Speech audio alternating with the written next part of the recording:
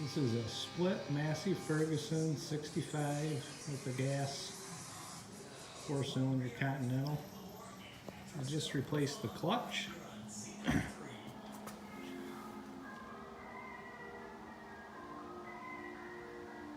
Factory set, didn't change anything. We'll see how that goes. And I also replaced the throwout bearing, which is this bearing right here. That usually comes with the clutch kit. When you push down the clutch pedal, pushes that bearing in and out, and that bearing pushes these in and out.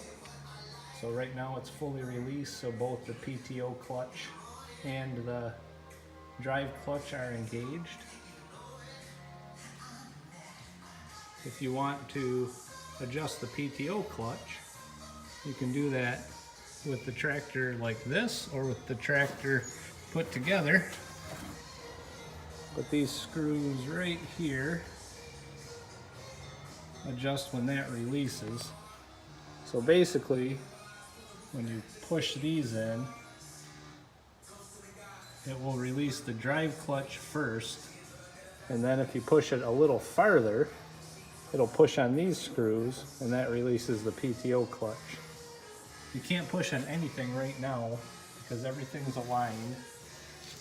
Probably can't see, but there's a clutch tool that gets everything aligned when you first put it together, and then it's held tight with spring tension. So I found there's no easy way to replace the oil seals if you just split the tractor like this on the transmission side. I believe you have to get further into the transmission, probably remove the drive column, remove this plate, some more gears fall down, it lets you pull some of this stuff off. I'm just gonna leave them alone. I hope they're not leaking. One thing you want to make sure is there's this little cotter pin and a hole down here. That hole's supposed to be there, so any oil that does pool up you can get to. And this is an inspection plate you can get to from the bottom, and that would be how you adjust those PTO clutch adjustment screws that I showed you.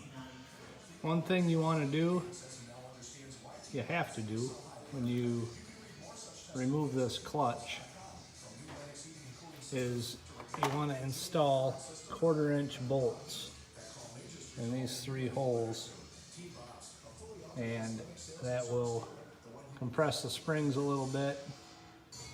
I'm not sure how far the clutch would fly apart, but it would decompress further than it's supposed to. And when you put those in and you get a remanufactured clutch, they come installed. So you put the clutch on and then you remove those 3 bolts. So if you take the clutch off, 6 bolts total, there's 2 there, and they work their way around. You'll get to the flywheel. Once you have the clutch off, there's 4 bolts that hold the flywheel on. Make sure you peen the flywheel and peen the part of the camshaft that comes out that the flywheel bolts to.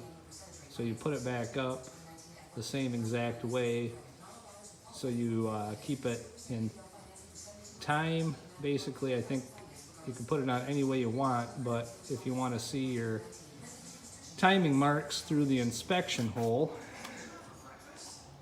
which is right down in here, the flywheel has to go on the same way.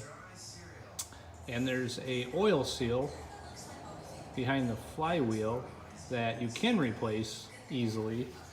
And I found that this oil seal from O'Reilly, National Oil Seals, worked just fine. Those are approximately the dimensions you need. I think I'm a couple thousandths off based on a mic of the initial oil seal, but it still fit in there fine. This was a direct replacement part for the original oil seal I pulled out. And I bought this clutch from Allstate Ag Parts, and it's their clutch kit. Comes with a disc and a alignment tool, a new bearing for the flywheel, and this throwout bearing that was replaced for about 230 bucks. And that was part number 516068M93. And so this is a dual stage clutch. Mine has a PTO, so I think there's some other units out there maybe that don't have a PTO that use a single stage clutch, but this is what I would imagine most of them will use. The first clutch I got from Allstate Ag Parts had a 12-inch diameter pressure plate, and it wouldn't fit inside the flywheel. And I called them, and they confirmed should be 11-inch. They sent me a replacement, so they just sent me the wrong part the first time. So if you measure with a tape measure a dimension,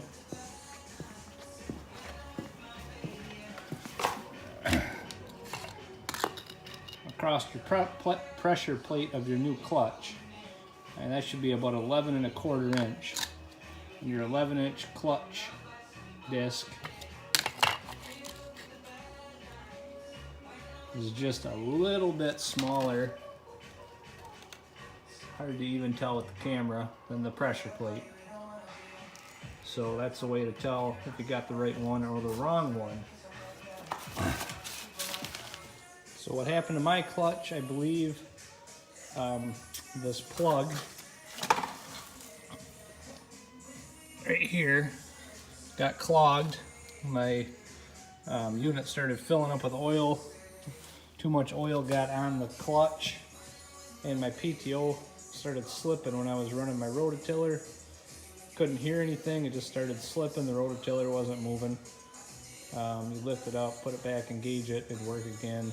So taking it off, putting a new one on, replace the oil seal, and hopefully that fixes that problem. But the clutch itself was in pretty good shape if it wasn't all full of oil. Splitting this tractor, the manual doesn't go into great detail.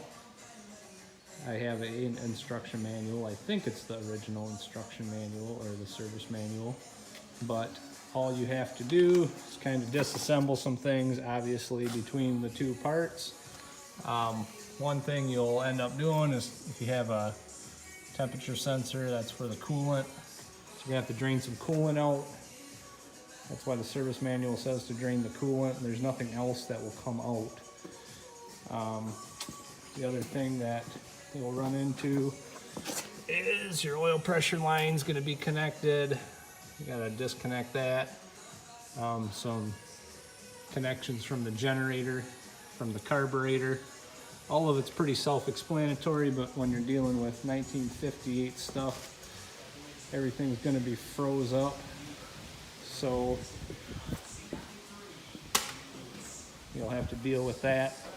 When I was removing this arm for the steering,